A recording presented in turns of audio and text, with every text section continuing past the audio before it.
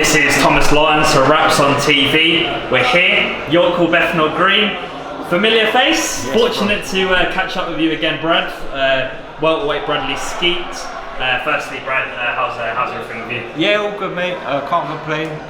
We caught up last time at Mark's thing, Mark Prince's right. Do, and yeah, I obviously put them rumours to bed that I wasn't retiring, and there's a few rumours and that floating around that I was retiring and that, but now just literally same as before, just taking some time off and yeah, recharging the batteries and yeah, looking forward to the comeback. That's it, man. Obviously caught up at Mock's event, his investiture for what he's been doing over the past few years since his son was fatally killed in 2006.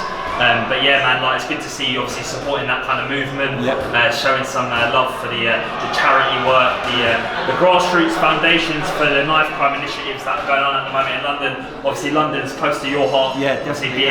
Being you know, born in London and obviously fighting in the likes of York and those arenas. Brad, just kind of get a quick catch up on what's the news kind of with you at the moment. What have you been up to? Yeah, just still enjoying my time off, still enjoying my break. I've just started a personal training, doing my own personal training, super fit boxing. You can follow that on Instagram, and yeah, man, just enjoying being around boxing again. Yeah, enjoying life. It's good. It's all good. Yeah, just enjoying it. Like obviously coming to the shows, enjoying boxing again, and yeah, man, just looking forward to like building that and getting that off and going, and then looking forward to the comeback. Yeah, I do want to touch on one thing. I interviewed a young man that you're familiar with. I think trains at the famous iBox gym, Johnny Garton, but also unbeaten prospect Dennis McCann. Caught up with at the Harringay Box Club last weekend. Just give us a little insight into the work he's been doing. I've been seeing the sprints that Johnny Garton himself and the rest of the camp have been doing. So obviously a very close-knit gym there. Dennis is obviously someone that's have established himself as a credible amateur. You know, now turned over to the pro under Frank Warren, BT Sport. Just talk to me a little bit about the insight into his camp. I mean, you've been around Dennis, you've seen what kind of work he's been putting in the gym. Just talk to me about his prospects in the pro ranks. Dennis is a great talent. You've seen it yourself. His debut was unreal. You can't to start your professional career on that big platform, on a big undercard of a world title fight, and he had a TV slot on BT. He's got his name out there. Everyone knew about him from before, but it just showed everyone what he's all about. To get a stoppage win in that fashion he done, it was ideal. We couldn't ask for a better debut, to be honest. But don't go with the hard work he does. He's a hard working way. He puts in the work, and everything's 100% with him, and he really does put it in the graft with everything. He's running, his sparring, his diet, everything is spot on. He does it well, and he's got a great future. He's got a really good future, and everyone looks at him like he's a baby. He's like got a baby face, but he's a big, strong man. I was shocked when he told me he was only 18. I was like, man, you've got a lot of potential. Yeah, definitely. I'm excited to watch his future and see where he progresses to go. I think he'll go all the way. Yeah, 100%, man. Obviously featured on the Billy Joe Saunders Setback Sufi card in Stevenage. Like you said, their great performance, slick southpaw, was able to go through the gears. I mean, looks like he's already the full package from what we've looked at. Obviously, you cannot document your skills on a bigger stage than BT Sport, Frank Warren. So obviously, hats off to him. Now, Brad, focusing on yourself, just touching on the welterweight scene at the minute. Last night, obviously, Conor Ben, destructive performance against Koinolka, if I can pronounce it right, at York Hall. Just talk to me a little bit about Conor's performance. Obviously, has had criticism after the Payno draw. Many thought he might have lost that fight. Obviously, a disputed decision. Just talk to me about how he's bounced back from that draw. He bounced back, and he obviously had the rematch, and he got the win, and it was a good performance when he got the win over him, and he put that to bed, so to speak. Like he dealt with that. It wasn't a great performance the first fight, but listen, he showed grit. He showed he could get up off the canvas and adapt and grind out a hard win. Like sometimes that's what you have to do in there, and he showed he can do it. And listen, he's got the name, and he's big hype around him, and there's a lot of pressure. So to have that, he's not got all the amateur experience. So to get in there and have that, he's doing well. And last night he came out the first round. I think the first punch he got caught with was a big right hand, and there's a lot of pressure on his top of the bill. And listen, the first round we could say it wasn't great, but he got through it. And then look at the second round, he got the guy out of there in good fashion. Like, he dropped him twice and got him out of there. And listen, that's what people want to see. That's what obviously he trains for. That's what he wants. He lives up to his name, and he's very explosive. And I think he's got a good future. 100% lives up to his name. Obviously, his father, I mean, an iconic man himself. Obviously, multi-title, you know, multi-bout world champion.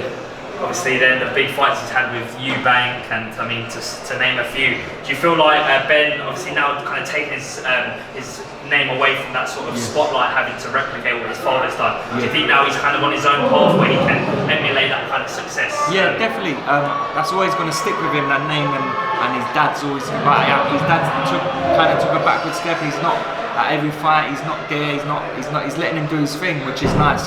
So I think if he keeps getting good wins like that, I think him and Josh Kelly are on a path to meet soon, and they keep getting good wins and keep putting in good performances. I think that's a great domestic fight for the pair of them. We're both under the Matchroom banner, so it's easily made, and I'll be looking forward to seeing that when that is made. Yeah, I mean, you've been involved in some domestic dust-ups yourself.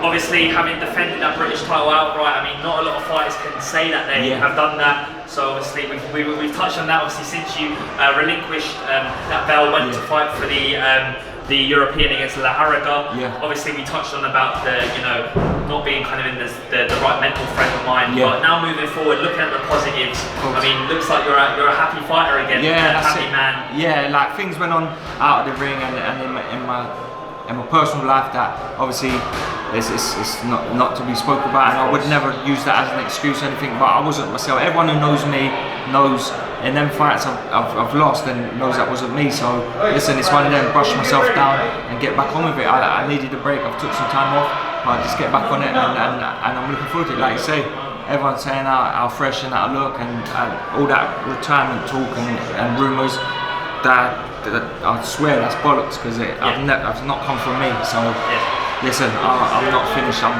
far from finished, and if I was to finish on a performance like that, I'd be very disappointed in myself and to let people down like that. So listen, I needed that time off. I needed that break.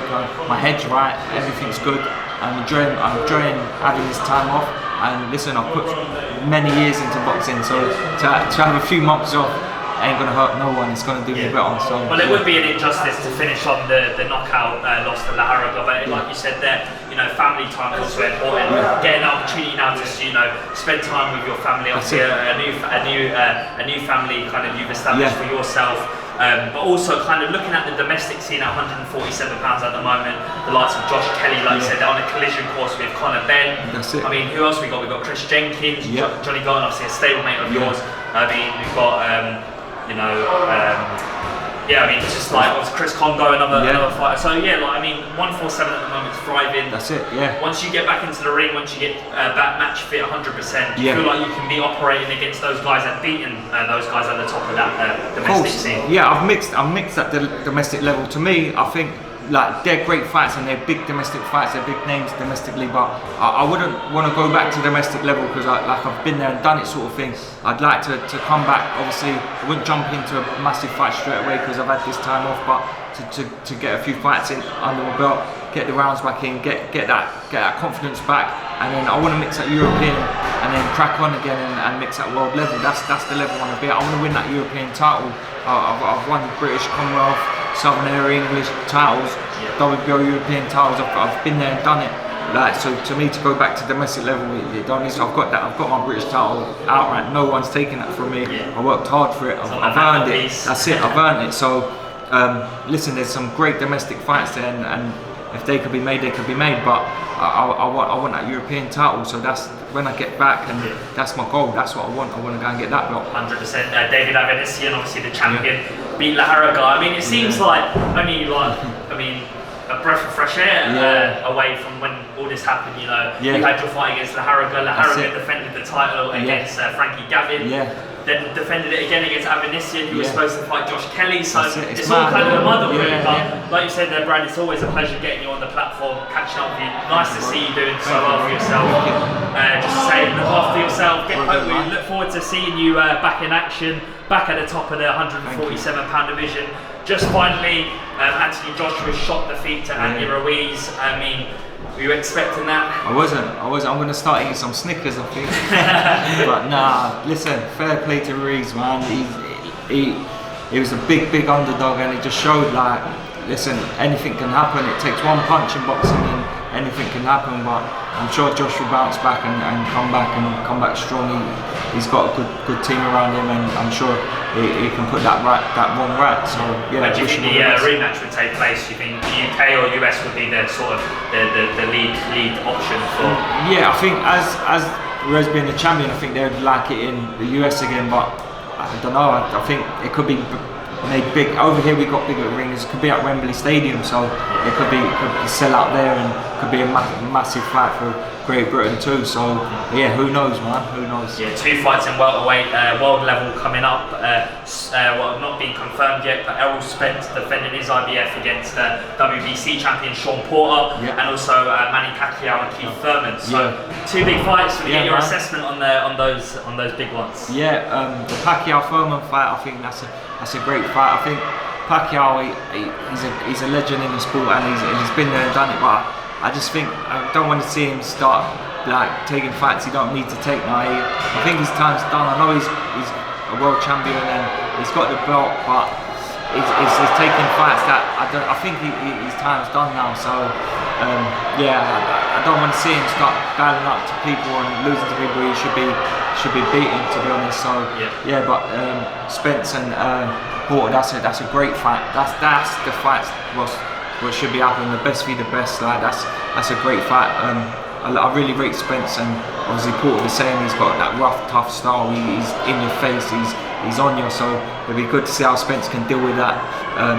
But yeah, man, the 147 division domestically and at world level is unreal, and yeah, I'm really looking forward to getting back and being a part of it. Yeah, just finally, obviously, if the World Boxing Super Series, for example, had sort of outlined a format for the 147-pound division, I mean, you throw in probably the likes of Spence-Porter, Thurman, Pacquiao, Khan.